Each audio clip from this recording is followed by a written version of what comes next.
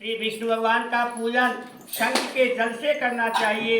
श्री शिव जी का पूजन बेल पत्रों से और सूर्य का तुलसी से, गणेश जी का पूजन धतूरे से और फूलों से, श्री विष्णु का पूजन कमल के पुष्पों से तथा श्री महालक्ष्मी का पूजन मालती के फूलों से अथवा चंपा के पुष्पों से करना चाहिए। और जो भगवान की अति प्रिय तुलसी से पूजा करता है उसकी महिमा का वर्णन कोई भी नहीं कर सकता। वह जन्म मरण के अपार कष्ट से मुक्त हो जाता है। जिसकी मृत्यु तुलसी माला धारण किए हो जाती है वह जीव बिना किसी रोक टोक के सीधा वैकुंठ धाम को जाता है। जो तुलसी की छाया में अपने पितरों का श्राद्ध करता है उसके पितरों को अक्षय तृप्ति हो जाती है। तुलसी का शीतन करना गंगा यमुना तथा नर्मदा में स्नान करना दोनों समान होते हैं।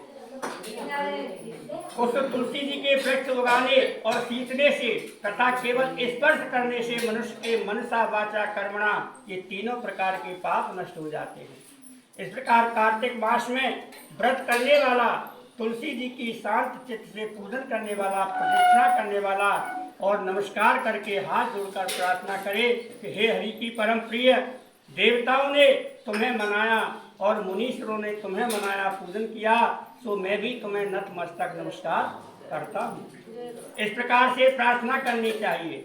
जो प्राणी आंवले के पत्ते तथा पुष्पों से भगवान का पूजन करता है अथवा आंवले के वृक्ष के नीचे बैठकर भगवान का पूजन करता है उसको स्वर्ण के फल तथा फूलों का फल प्राप्त होता है।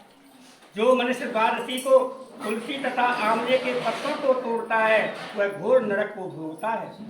मनुष्य को चाहिए कि कार्तिक मास में आंवले के फल, तुलसी, गोपी चंदन की माला धारण करनी चाहिए। ऐसा करने से वह जीवन मुक्त हो जाता है।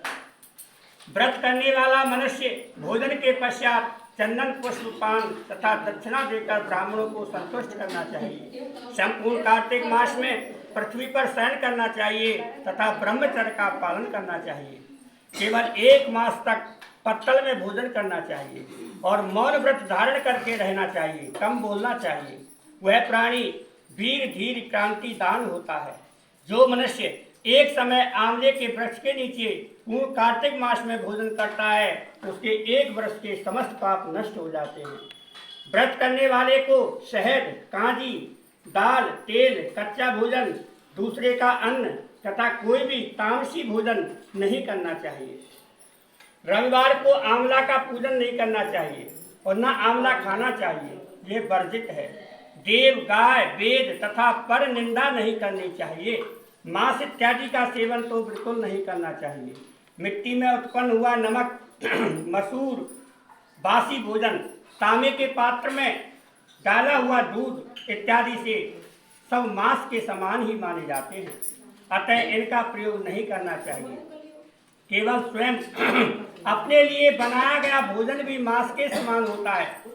लहसुन, प्याज, पृथ्वी का फूल, गोभी इत्यादि, गाजर, जंगली घिया, बैंगन, पेठा, दोबारा पकाया हुआ भोजन ये व्रत में नहीं खाने चाहिए। रजस्वला स्त्री, मलेच्छ, पतित तथा पाखंडी आदि से भूल कर भी बात नहीं करनी चाहिए।